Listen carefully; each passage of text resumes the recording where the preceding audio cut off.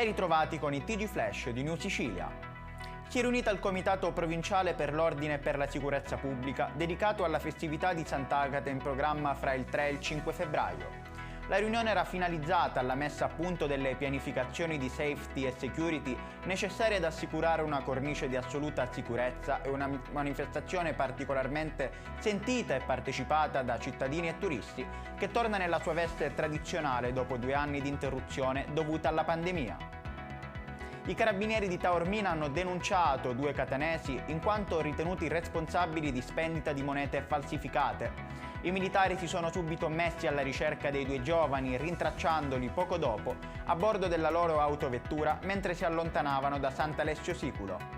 All'esito della perquisizione personale e veicolare, i 2 sono stati trovati in possesso di 2 banconote da 10 euro che dagli accertamenti si sono rivelate false. Una Fiat 500 è stata divorata dalle fiamme nel quartiere Zen 2 a Palermo. I vigili del fuoco si sono occupati di domare il fuoco procedendo con le consuete operazioni di spegnimento del rogo. L'auto, rubata qualche giorno fa a una donna di 55 anni, è stata presumibilmente bruciata per cancellare ogni possibile traccia.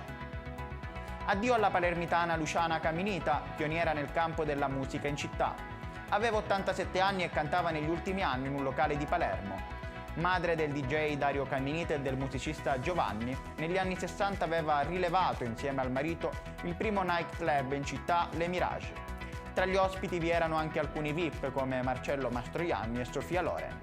Poi negli anni 80 il locale venne chiuso. Ed è tutto per questa edizione, il prossimo appuntamento sarà questa sera alle ore 20.